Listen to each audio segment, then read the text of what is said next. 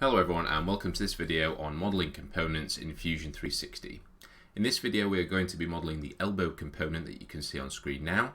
If you would like to follow along with this exercise, you can find an engineering drawing for this component in the video description below. Okay, so let's talk about the general approach that we're going to take for this particular component. So what we have is we have a thin walled tube which rotates through 90 degrees, and then we have two flanges on either end of the component. So for this particular model, what I'm going to do is I'm going to create a revolve feature for these for the main pipe work of the elbow joint, and then use two extrude features to create the flanges on either end. So let's create our new design. So we go to our new design tab, and I'm going to create a new sketch by going to the new create sketch button, and I'm going to sketch on the XY plane. So for this I want to position the or sketch the cross section of my pipe diameters, and I want to position that away from the axis of rotation that I'm going to use to create the elbow joint. For that I'm going to use the center diameter circle tool. I'm going to create a circle here and another circle inside of that. I can tell from my engineering drawing that these circles are 33 and 30 millimeters respectively, so I go to my dimension tool and I can make these 33 and 30. Now I also need to set the distance away from my axis of rotation, which is going to be this axis here. So I get my dimension tool again, and I'm going to set this distance to be 42 millimeters as per the engineering drawing. I'm happy with that information, so I can press finish sketch. And now I'm going to go to my revolve tool. So I go to create and revolve. I'm going to pick this little ring of geometry that I've just created, and then for the axis I'm going to pick this green axis here as the axis of rotation.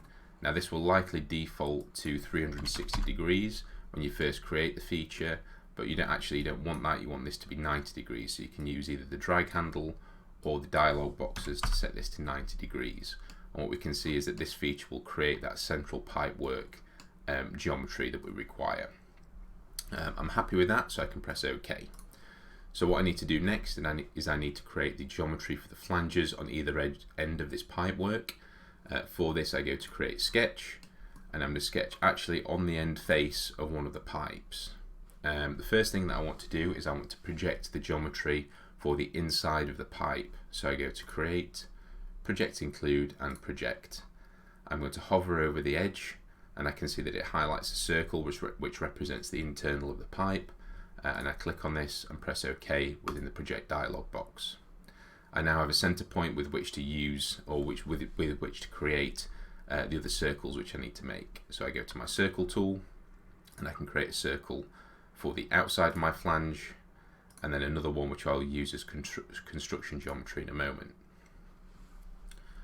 I'm going to go to my sketch dimension tool, and I'm going to set these to be 40 millimeters and 50 millimeters. So this is the outside of my flange, and the 40 millimeter diameter represents where I'm going to place the holes in my flange.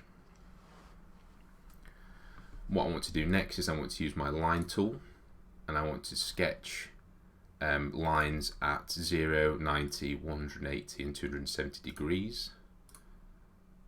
Going out to this bit of construction geometry that I've created.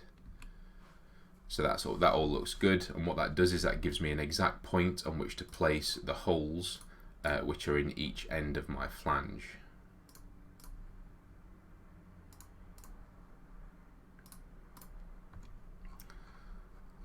So now I need to tidy this up a little bit. So for this particular circle and for these lines that I've created, I'm going to pick them or select them using the left mouse click, hold down the control key, and then pick some more of them. And then once everything is selected, right click and hold and set these to be construction. What this will do is this will keep these within my sketch, but I won't be able to use them to create features such as revolves or extrudes. Now for the circles which I've sketched, these are all looking like very different sizes at the minute, so I want to constrain these to be the same size. So I click away to deselect everything, and I'm going to use my equal constraint and just click each of these circles here to set them to be the same diameter. Now, even though these circles are the same diameter, they don't have a value for that diameter. So I now need to go to Sketch Dimension, click on the circle, and set this to 3.5 millimeters as per my engineering drawing. I now have a fully constrained sketch which represents all of the flange geometry, so I can finish that sketch. The next thing I want to do is I want to use the extrude feature, and I want to pick the geometry that I've just selected, and we can actually see here that I'm only picking the shaded blue area, and I actually need to hold down Control and pick this bit as well to make sure that I'm extruding all of the flange. Now I can set this to 2 millimeters, and I can ensure that my operation is set to join, and that looks good in terms of geometry for one end of the component. Now what I could do here is I could repeat everything that I've just done on the other end of the component, but I can tell from my engineering drawing that these flanges are identical on each end of the elbow. So what I'm actually going to do here is I'm going to mirror all of that geometry that I've just created for one flange onto the other side of the component. So in order to do this, I need a plane which represents the mirror plane that I'm going to use for that particular feature. And in this instance, the mirror plane would run at 45 degrees through the center of the component. So I need to create that now. To do this, I'm going to turn on my origin geometry by pressing the eye icon next to origin. And then under the construct menu, I'm going to go to plane at an angle.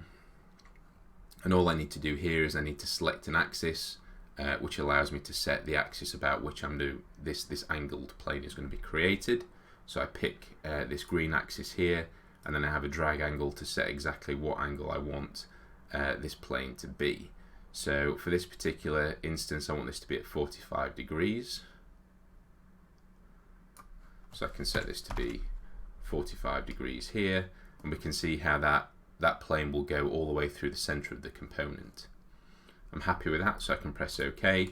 And now that I have my plane, I can create my mirror feature. So I go to Create and Mirror. The pattern type will probably default to faces, but I want features here, so I want to mirror the extrude feature that I've just created. Under Objects, I want to pick the extrude feature, and it's often best to pick this in the timeline at the bottom of the component, at the bottom of the window rather. Once I have my objects, I need to give it a mirror plane, so I pick the mirror, or select the mirror plane arrow, and then I'm going to pick the mirror plane that I want to use. And we can see that it drops in a preview for me here. That all looks good, so I can press OK. And we can see now that it's actually created an identical flange on the opposite side of the elbow, and that is all the geometry I need to create for this particular component. So that's now finished. Okay, thank you very much for your attention, and I will see you in the next video.